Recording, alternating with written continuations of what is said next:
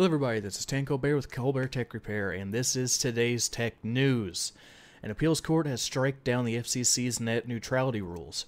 So there is no more net neutrality. On Tuesday, a Washington appeals court ruled that the FCC's net neutrality rules are invalid in an 81-page document that included talk about cat videos on YouTube.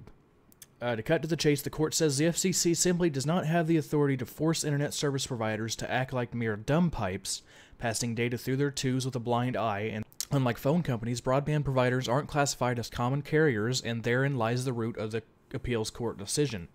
From the ruling, they said, because the Commission has failed to establish the anti-discrimination and anti-blocking rules do not impose per se common carrier obligations, we vacate those portions of the open internet order.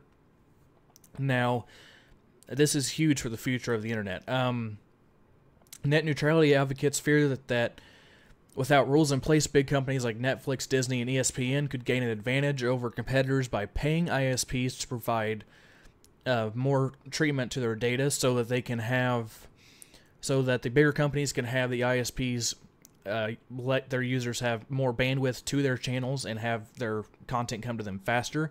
So YouTube might pay extra so that its videos load faster than Hulu's on Verizon's network, for example. But not all hope is lost. They said that we will consider all available options, including those for appeal, to ensure that these networks on which the internet depends to continue to provide a free and open platform for innovation and expression, and operate in the interest of all Americans. That's what the FCC chairman said. In other news, after the Target hack, Target is now offering a free year of credit monitoring. Now, tens of thousands of people will likely receive an email from Target on Wednesday. Now, in an effort to temper the repercussions of its massive data breach, the big box retailer offered to give affected customers 1 year of free credit monitoring from Experian, which is valued at around $200.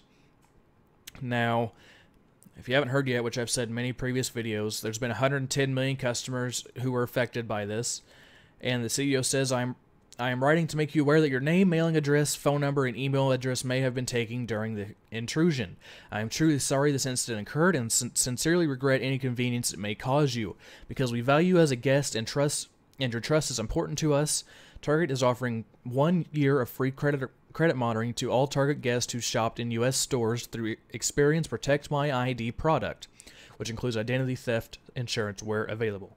Now, in order to get the year of credit monitoring, people who shopped at Target during the dates of the breach need to register before April 23rd at creditmonitoring.target.com. Adobe has now brought 3D printing to Photoshop CC.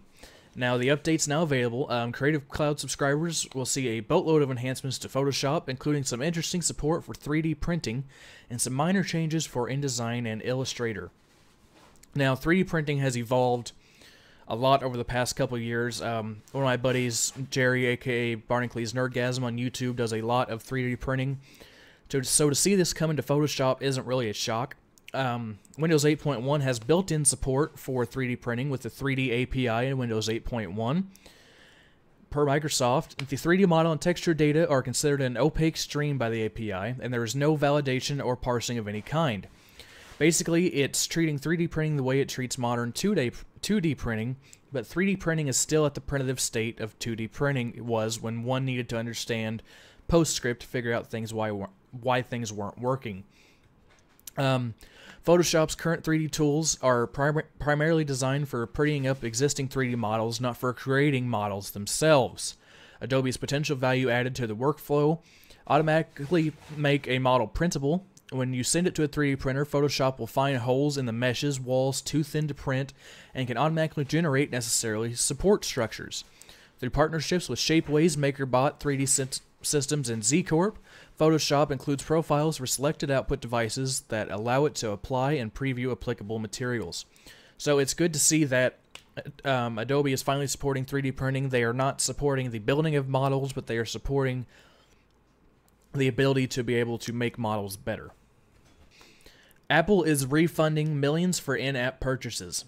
Now, Apple is refunding at least $32.5 million for kids' in-app purchases.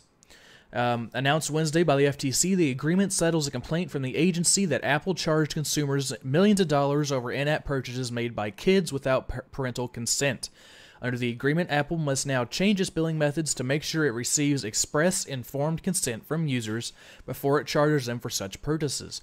The settlement is a victory for consumers harmed by Apple's unfair billing, and a signal to the business community, whether you're doing business in the mobile arena or the mall down the street, fundamental consumer protections apply.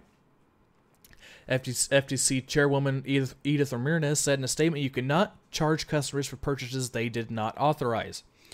Now, specifically, the complaint charged Apple with violating the FTC Act by not telling parents that entering a password to approve an initial in-app purchase would allow 15 minutes of additional purchases without further authorization needed.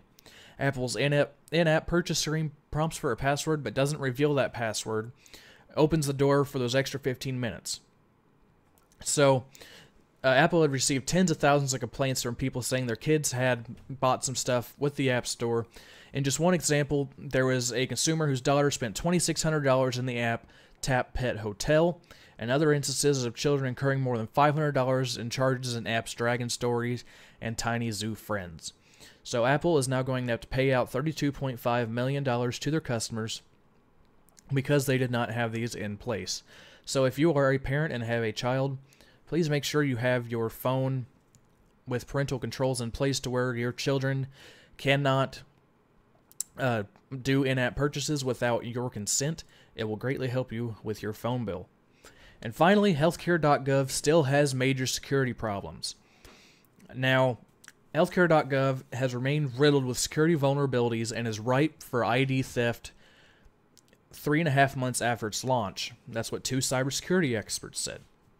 But a third cybersecurity expert and Democratic members of the U.S. House of Representatives Science, Space, and Technology Committee questioned those warnings, saying Republican critics of the Affordable Care Act are trying to scare U.S. residents and keep them from using the site. Still, security at healthcare.gov appears to have gotten worse in the past 2 months. Since he first talked to the committee in November, he and several other security researchers discovered multiple vulnerabilities just through passive scans of the website.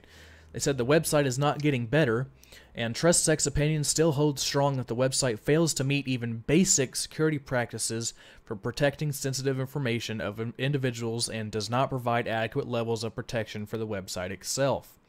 Now, to think that healthcare.gov could be built so quickly and then be secured, to me is very hard to believe. Alright guys, this has been Tan Colbert with Colbert Tech Repair. I hope you enjoyed today's segment of tech news. If you liked, give me a like. If you didn't, feel free to give me a dislike. If you have any questions, please feel free to comment down in the comment section below. You can find me here on YouTube. You can find me on Twitter at TanColbert92. And you can find me on Facebook at facebook.com/Colbert Tech Repair. See you guys next time.